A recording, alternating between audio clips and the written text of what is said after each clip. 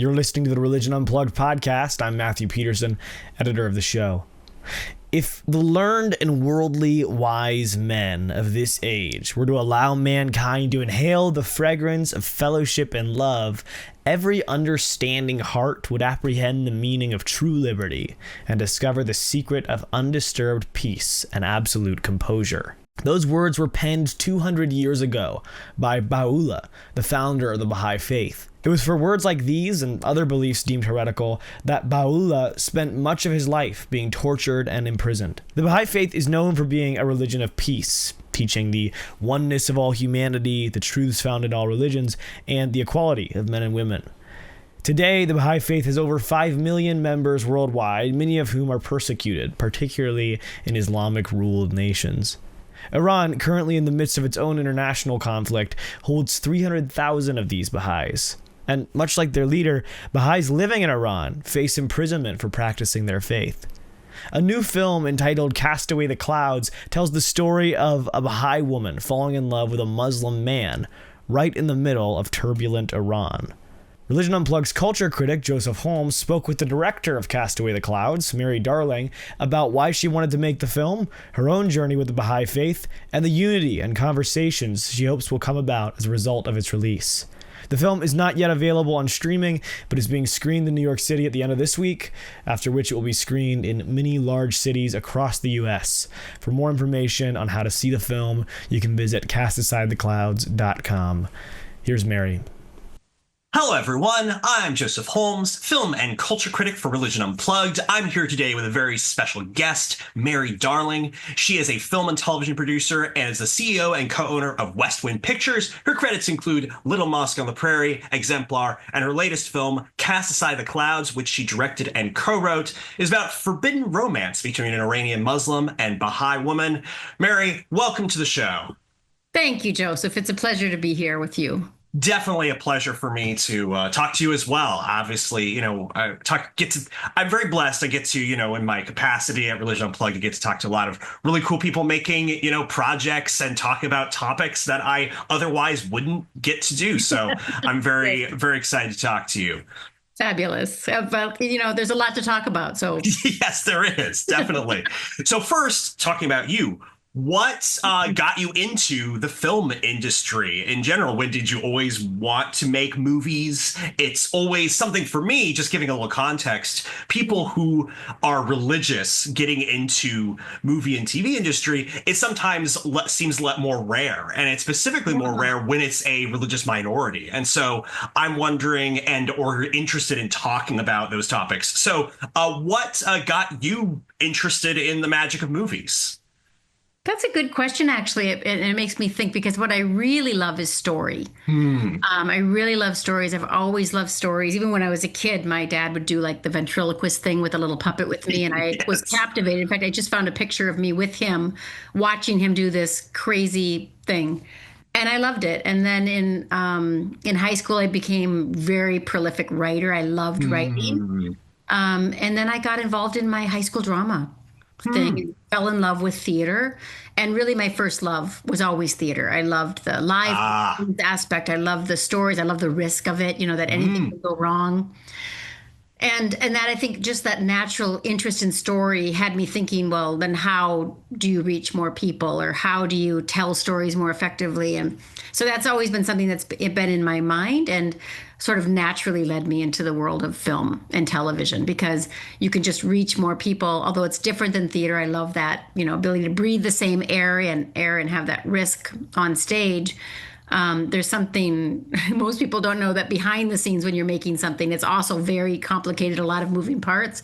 And so I just enjoy it, and enjoy the challenge of, from a faith perspective, how do you tell stories that have belief at the center and still make them for the mainstream audience, people who might not consider themselves religious, but maybe they consider themselves spiritual, or maybe they're interested in something greater than themselves, but sort of figuring out what's a doorway in that can help people realize that we're really more alike than we are different. Yeah, a lot of really interesting stuff there. I've been doing a lot of kind of, again, I grew up, as a preacher's kid, and I got Right. very interested in storytelling and movies early on, similarly. And one of the things that has been always interesting to me is the historical connection between religion, theater, and movies, because Exactly. when movies were first invented, there was this whole question of what are they going to be used for? And I forget, I Right. think I was reading film theorist Andrew Bazin. I think that's who was talking. And he was talking about, there was this open question. Is it going to be like the new photograph? Is it going to be the new kind of theme park ride? Or is it going to be the new theater? And kind of theater won. Right. And partly because it was like, okay, this is a storytelling medium. People were attracted to it in that way. So just hearing your story of kind of like your journey from theater to film is really fascinating. And again, as somebody personally who writes for Religion Unplugged, and so I watch a lot of movies from people of faith attempting to kind of navigate the same thing that you're navigating. How is it that we can take this thing that we believe is universal, but it also in some ways has a lot of very particularities, and translate it to people who may not automatically identify with what we're talking about. Exactly. But I think when you present something that makes sense, that it's logical, it's open, that it creates a doorway for people to come in who might not think that they're otherwise even thinking from a religious standpoint, but they're just interested in the conversation, and then maybe see faith alive in a person's life on screen, and they say, that's interesting. I've felt that before, or I've never felt that before. So I do think that just story is that doorway in, and then stories of faith are just like, they're probably harder to make, but I think way more interesting to make. Yeah, that makes a lot of sense. Roger Ebert talked about film as a machine that creates empathy, because absolutely. Because we're literally being put inside someone else's experience. And so that's a really big opportunity in that way. Now, your movie, Cast Aside the Clouds, it deals with a lot of things. Again, it's trying to do universal themes, but also very particular things, as we just talked about. And a lot of things that a lot of people are not familiar with. Again, like in a regular kind of, let's say, faith-based movie, it typically is dealing with either a Christian faith or a Jewish faith or something where it's like, okay, people may not be that thing themselves, but they have a lot more familiarity with it. Where you are dealing with things that a lot of people don't have, at least in America or in a lot of places in the world, don't have direct experience in. It's again, a forbidden romance set in Iran and dealing with Iranian persecution. And sometimes people see that on the news, but they may not have direct experience with it. And then it's specifically talking about the Baha'i religion, which is something that, again, I'm going to be perfectly honest, the majority of what I know about that faith, I got from watching your movie.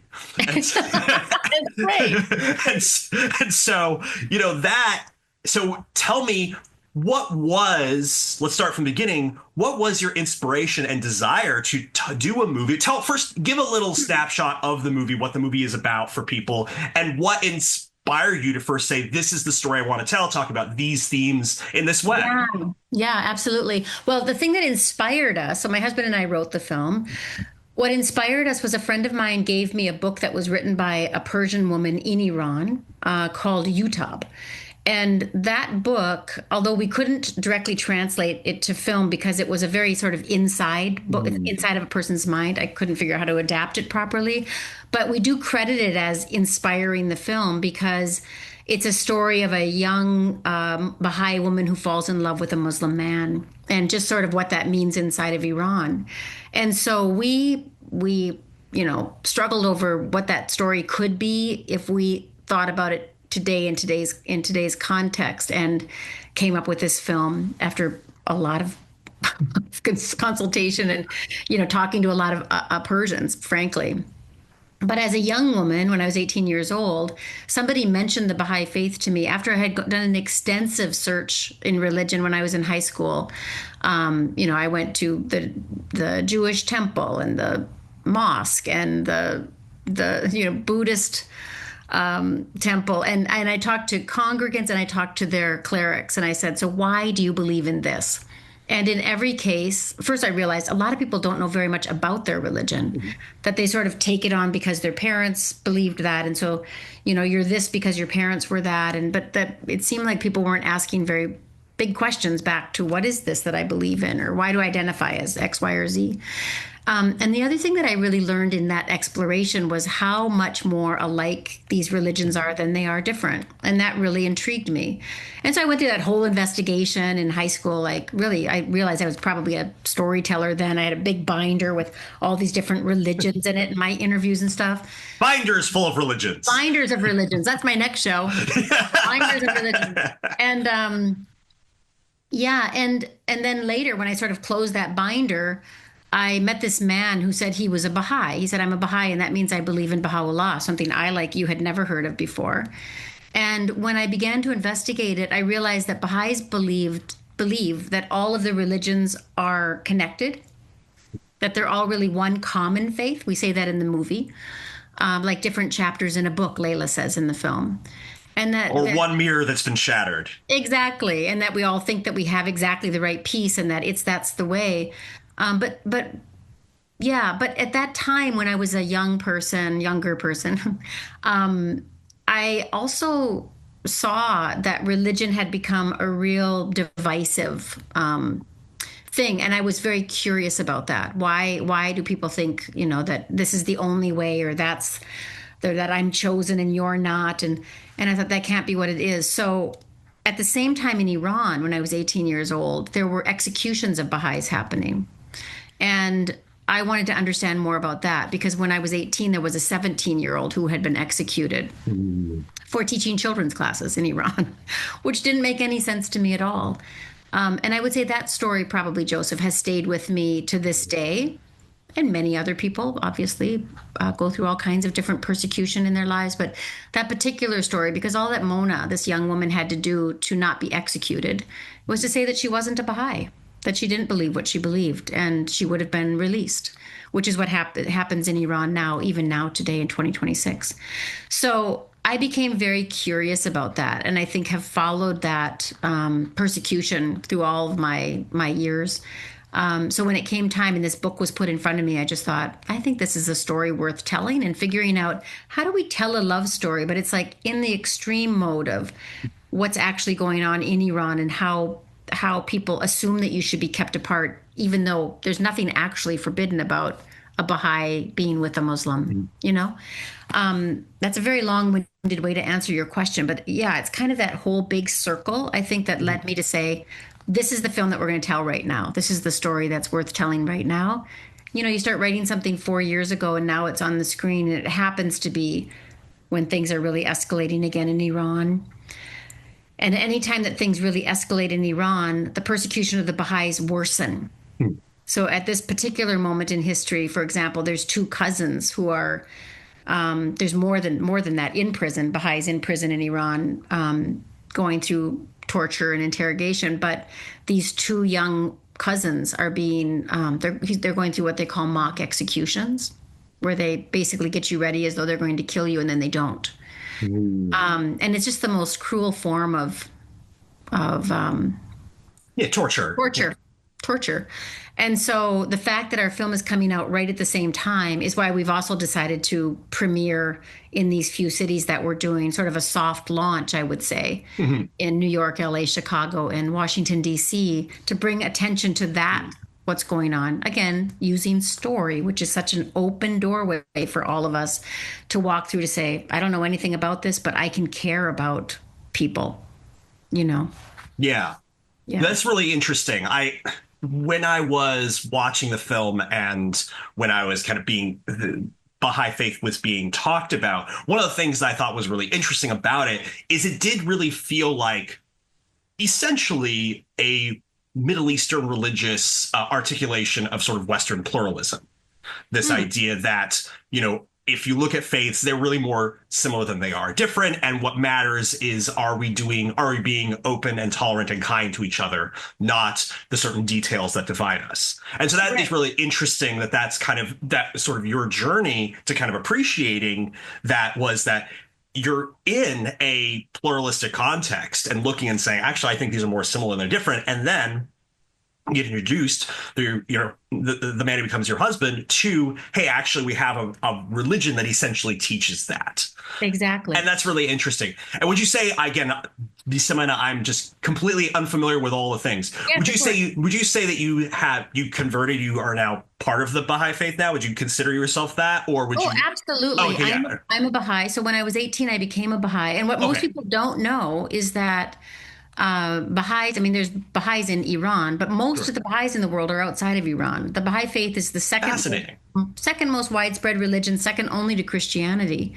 Wow. If you Google your town, wherever you are, and look for the Baha'is in your community, you will find them, somewhere nearby. They're everywhere. Villages in the middle of nowhere. I've met with Baha'is in Vanuatu and in Zambia and in Ethiopia and in Minnesota. I mean, we're everywhere. So fascinating. Well, that makes sense, because it seems that the Baha'i faith, one of the big things it has going for it is how easily translatable it would be to wherever you are, because you would say, yeah, we're a lot more alike than we are different, and that is a pretty translatable ethos wherever you go.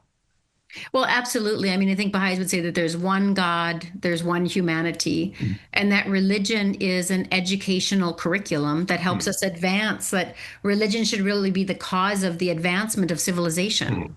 And you can see when it is at its best, any religion has the ability to help a community advance, social services. Like my husband teases every once in a while, he'll say, like, let's go down to the atheist soup kitchen. And where's the atheist soup kitchen? It's usually a church or a synagogue, or, it comes from a faith place where people understand what charity or service to others looks like.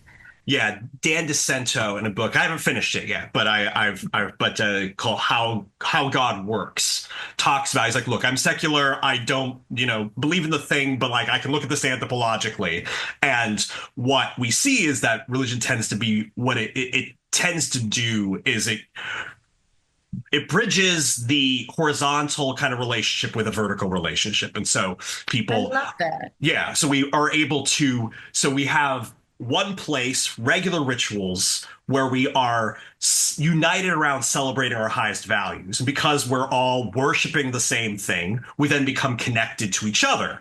And so that's, sort of anthropologically, he says that is one of the main functions of religion. And it unites. Yeah, it unites. And Ryan Burge has done talking about that, about the vanishing church, all that kind of thing. So you see that kind of, you see that in religion. And so that's something that I can see you kind of grappling with. Of course, you also have the other end, which is that whenever you get people together, and the same thing with governments, you get people together and organize them. They can be organized around evil as well. And you can be organized around oppressing people. You can organize, again, waging war against other people. Yeah, materialism. It can be all kinds of things that drag you down, that drag it away from its purpose. Yeah. And I think I think one of the things that's interesting about faiths that are trying to lean more towards there's more that unites us than divides us, is that it does seem to me that oftentimes it involves a lot of talking past each other. Because what I find is with a lot of, let's say, a movie about the Conclave recently that came out. And I remember watching that movie, and it was very much a movie that was about, hey, let's have a lot more about unity around loving each other and not being divided so much on too much dogmatism about our religious faith. But one of the things I noted in there is that, well, you have a lot of really strong commitments to your politics, even if you don't have a lot of strong commitments to your religious dogma. Right. And it does seem to be that everybody has dividing lines between who is the us versus them, who is absolutely right and who's absolutely wrong. What I find is that religious, communities. And you see this kind of with mainline Christianity versus sort of evangelical Christianity, which is what I'm more familiar with because that's my kind of religious tradition. Yeah. Is the mainlines tend to be more like, hey, we have a lot of tolerance in terms of religious expression, religious differences, but we're going to be really dogmatic about our politics. So what we find is that which actually, despite the stereotype, evangelicals are kind of the opposite. One of the things when you look at in the data is that you ask evangelicals, would they rather be friends with a liberal, a conservative Muslim or a liberal Christian? They say they'd rather be friends with a liberal Christian. But if you look at mainline and say, would you rather be friends with a liberal Muslim or a conservative Christian? They say the liberal Muslim. And so what often happens is that people, when they say, okay, I want to be more open and tolerant on a religious scale, what they tend to be is less tolerant on a political scale, because they still have their primary saying is, well, I'm absolutely sure that, let's say, this, human rights in this kind of version of equality, this kind of version of expression is right, and these people are wrong. So I guess my question there is, what does it practically look like to say, our beliefs of religious pluralism and our beliefs about how we should all be united? How do you kind of balance that with the needs to say, no, there are absolute rights and wrongs, and we should fight for justice, and we should fight for things like that, without it becoming just another, we're moving the goalposts. So actually my true religion is this other thing. Right. Wow. What a great question, Joseph. I hope you find the answer to that. No, that's why I do these, is just to ask people things to help me learn things. That's why I make movies with. Too. I'm like, exactly. What will I learn while I make this movie? Do you know what's interesting is that, first of all, Bahá'u'lláh, who's the prophet founder, you would have heard his name in the film, of the Baha'i faith. And he wrote at one point, he said, if religion becomes the cause of strife and division, it would be better if there were no religion. Because if you think about it in this way, where you think of curriculum, right? And you think like science and religion. So you have two wings of a bird, science and religion. If the bird's going to fly, you've got to have some equality between that. So there's this idea that science without religion can easily become materialism. Mm-hmm. And religion without science can also become superstition. Mm-hmm. And I think when I was making that binder all those years ago, one of the things that I felt like I took away from that was that there's a decent body of people, I think that they don't know very much about their religion and therefore become kind of superstitious in it. Mm-hmm. I wouldn't say that's a person of faith necessarily, and I'm not judging either, but I'm sure. But people in that state can also become quite divisive in saying, but it's my way, whether I understand it or not, or it's your way, or it's not your way, but it's definitely my way. And it becomes this thing. And what I realize, is that if you think about the different prejudices that we carry in our lives, so whether we think about people who of a different race differently, or whether we think about men and women as being one better than the other, or whatever, or whether we think of people who are rich or poor, and we judge the poor and we, think the rich are great, or vice versa even. All of those prejudices at some point, all those thresholds of those prejudices in a way have been crossed. So we can say, there are racists in the world, but most people know that race is literally skin deep, but there's nothing to the color of our skin except the color of our skin. We can say that people who are gender, men, women, that the judgment based on that mostly people saying normal, like people who are thinking about things can say, no, women and men are equal. We have to figure out what that looks like, how pay equity happens or whatever. But there's this one area that prejudice has not yet, that threshold hasn't been crossed, and that's religious prejudice. So when you have, people who are, when we did the series Little Mosque on the Prairie, it was the first Muslim comedy. It was about a mosque in a church. The only place that would rent to this mosque was a church. And by putting those two communities together, you really do see how similar in the golden rule, basic teachings, moral teachings, and things like that, how similar they actually are. But most people don't know that, and then become threatened by the other. But at the point, if we actually thought about religion as a curriculum, like as a divine curriculum, then we would start to think about it probably differently, where we would be saying, so, this religion came to this place at this time in history, and what needed to be advanced was this. No, when Islam came to the Arab Peninsula, there were still people still burying girls alive, like baby girls alive, and they thought that it was commendable to do so. And the Prophet Muhammad said, no, that is not, you should stop that, essentially. And so that was an advancement, right, in knowledge at that time that advanced that civilization. And even, people don't think about the fact that Islam was the first religion that actually allowed women to inherit. So things are actually advancing in the story of religion. But because we put up walls between each other, or there's some, there's some aversion to learning about each other's religions, we end up instead creating these divisions that I think are mostly artificial. And then we get lost in dogma and all the other things, which are not part of the teachings of Jesus Christ or Muhammad or Zoroaster, or whatever messenger might have brought those teachings. So I think what you're saying is very interesting, because you're right that any time that kind of there's this feeling of division between us because of our most foundational thing, which is our belief in something greater than ourselves, that's probably something that we need to really dig into and investigate and try to overcome that sort of separation. But it's a tricky one, especially on a planetary level. Sure. Yeah. No, I think what you said is very interesting. I think you talk about a lot of the different divisions they talked about. And one of the things people are talking about now about sort of, times like this, the divisive time, a lot of the places where you see divisions growing or be entrenched are places where people don't have direct contact with each other. So you look again, like you talk about sort of like, the growing divide between men and women in America. Like a lot of that is driven by social media and the fact that they're not interacting with each other as much.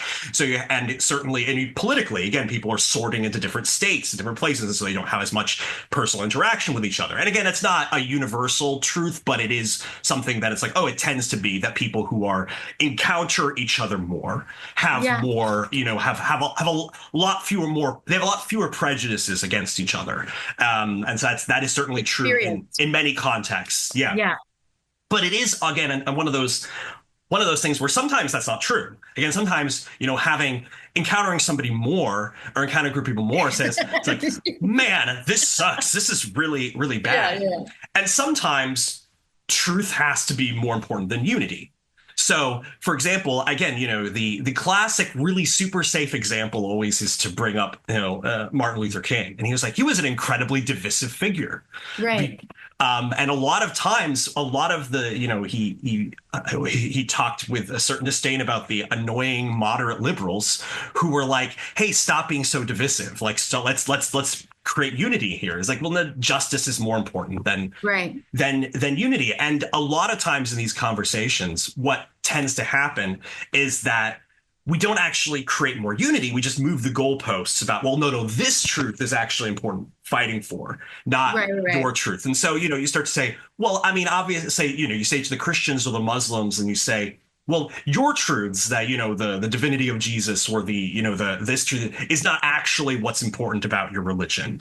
And this, the fact that you're building your idea around that Christ is king of the universe and my loyalty is to him, that's not a truth that's actually important. My interpretation that all of this is curriculum, that's the truth that we should be fighting for, the truth in my religion, and the truth of, whatever kind of Western ideas of equality and stuff like that, that all reasonable people, know, that's the truth that you should be fighting for as part of your religion.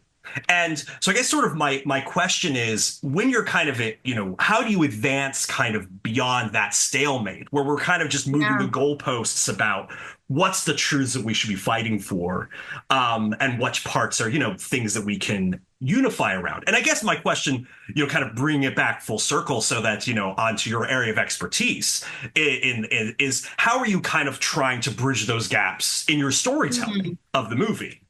Yeah, that's such a good question, actually, Joseph, because First of all, everything that you're saying is so interesting, and I think really your listeners, can be thinking so deeply about, because it is that that idea of, these days we're even afraid of mentioning what might be true because people have their truths and they're not thinking about truth in general. Not necessarily thinking. Not everybody I meet is thinking about truth in general. Um, but in the film, it's interesting because, of course, it's very specific. We've got a love story. It's in Iran. It's happening amidst the persecution that happens in Iran against women and against different marginalized groups, but especially against the Baha'i community, which is Iran's largest non-Muslim minority in the country. And that subject matter, we really had to look at different ways that different people in Iran see the Baha'i faith or think about the Baha'i faith. And so you see that, for Sasan, the love interest, Layla's love interest, he's never really had to think about it very much because he's kind of privileged. He's a doctor. He's been studying. He's planning to go to Germany. He's not really putting down roots in Iran. So he doesn't think about it much. But he says, I've known some Baha'is, but he doesn't know anything about them. The mother, his mother, Sasan's mother, has, lost her husband when Sasan was little. And the uncle who comes in to help raise the kids has very dogmatic, entrenched beliefs about exactly where the Baha'is belong and what that they sort of get what they deserve, which shows a whole other kind of way of thinking against some in Iran. Of course, not all in Iran, because you'll see when you watch the film that Iran is actually quite a modern place. People are way more like us than we might think, because we see this community, this country, through the lens of news reporting and usually during war or conflict. So that also paints a certain prejudice in our minds around who people are. But people are people. People are not usually their governments, or, we're not our government. Government is not us, whatever. So it's not always our leaders who emulate who we are or identify. It really has to come from us. And so in our story, we really try to be fair-minded and actually ask the audience to try to think past any prejudice that they might have and begin to see with their own eyes. I think at some point, Sasan says, I don't know why you're so afraid of these ideas, like ideas about equality of women and men. What's so threatening about that? And I think it really behooves us, like I think of the youth, particularly of the world today, to be thinking about, what do I think I know, and is it actually true? And then go ahead and ask yourself, interrogate yourself, see what your answers are. But humanity is very quick to just adopt exactly what we've been taught. And I said to somebody once, like when I became a mom, for example, I really had to think about the things that how my parents raised me, and saying some of those things, many of those things were really good things. Mm-hmm. And some of them I didn't want to bring forward with my kids. And so you have to look for yourself and say, just because I was parented that way, that doesn't mean what parenting is. Mm-hmm. It means I have to decide for myself what I'm doing. So the same is with religion or with anything that we're trying to pursue and understand. If we have biases, that we can challenge those biases in ourselves.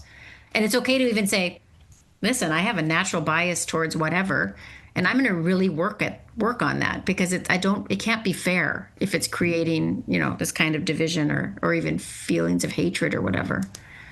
Yeah, I think that's really interesting. I think that what everyone can kind of take is that whatever your beliefs are, they should be able to survive two things. One, encounters with the people that you have beliefs about.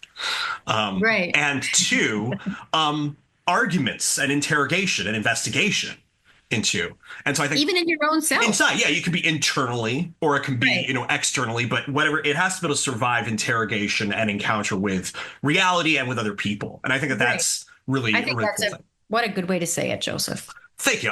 Yeah. I bet you say that to all the Religion Unplugged podcasts. But my first. Cool. Awesome. Yeah, exactly. So for people who are interested in this film, exploring the subject matter, but also exploring, just the movie and how it encounters that, what would be kind of your pitch of like why people should go see your film. What do you think your film offers the conversation and people who are interested in a story like this? And then also, what's its release rollout? How can people Right. look for it and to see it? Yeah. I mean, I think that, again, we told a very simple, at some level, love story. Boy meets girl, boy loses girl in an extreme way. And then I won't spoil what happens at the end. But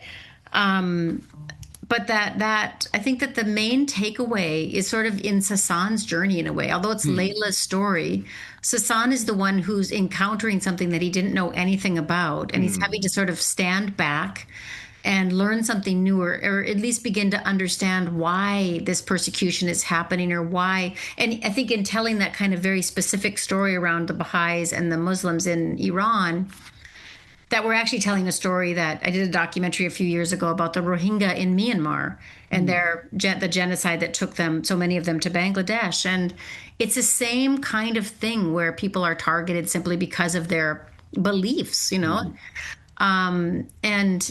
so I hope that the film will challenge us all to kind of think about what are those things. It doesn't have to be religious prejudice. It can be anything.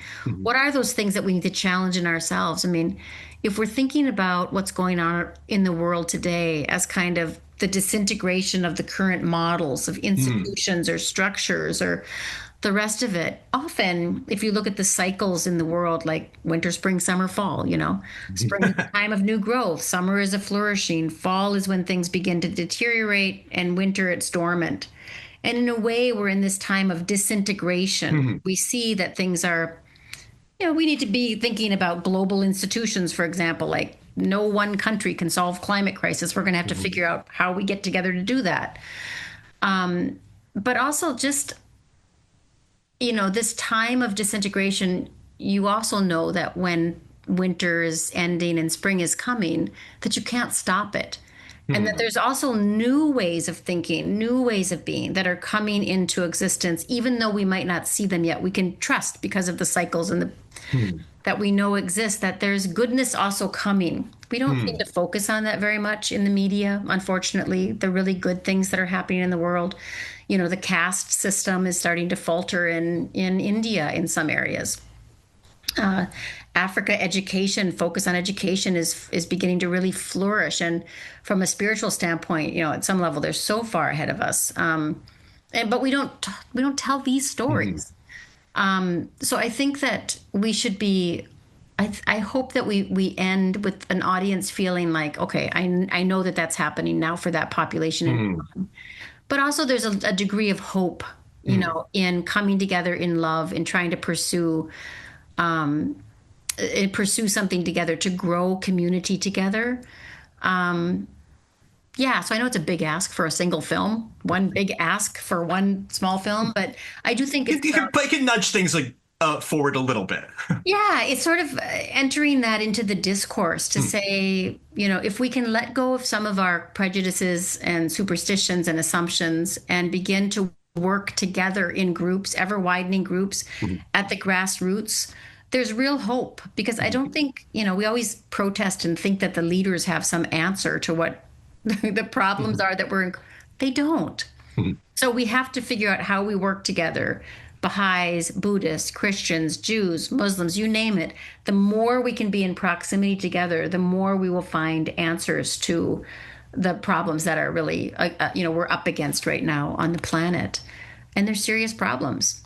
And many of them come from this lack of the fact that we are one human family inhabiting one small little speck in the universe. This is a problem that we're having. And once we recognize that and we stop using our energy to have our elbows out, kind of working at odds with each other, and the more we just work with like-minded people in ever larger groups, that grassroots is where the real voice, any real lasting change that has ever happened on this planet has begun with a grassroots movement. So being in proximity with each other was something that changed a lot with COVID, is part of the answer. I think it's really part of the answer if we can be humble enough and to learn how to be kind of in a learning mode. where we consult together, we take an action together, we reflect on it, we adjust it, we go back, we try something new, we consult together, and we reflect on, that there's this cycle, I think, that can help bring about, growth, alignment, unity, and then just love amongst each other. No, you will not get any disagreement on the importance of love. I think from this podcast. And so, what's the rollout of the film? Where can people? When is it? It could be in theaters and on streaming. If you know any of those things. So I know some of those things. So we're doing a soft launch because of what's going on in Iran right now. We wanted to get some of the noise of the film out there so that people can grow in some understanding about the danger, which some people are in Iran right now. So we're doing a launch in New York City on May 18th, and then it'll be there for a week, starting May 29th for a week. Then we go to LA on June 4th, back to Chicago on June 18th, and we'll be in Washington, D.C. the end of June. So you can go to the website, castaside.theclouds.com. Those premiere dates are already up. You can even buy tickets through the website at the theaters directly. And I would encourage people to do that now because we're in each location for a week, so it's limited. Yeah. And then we're waiting for it to lock down our distributor, and then we will do a more broad theatrical release, and eventually we'll end up on the streamers. Amazing. God willing. Well, yes, exactly. Yes. Mary, this has been a great show. Thank you so much for joining us, and thank you all for joining us and listening. Remember, this is Religion Unplugged, your one-stop shop for all the best religious news and culture.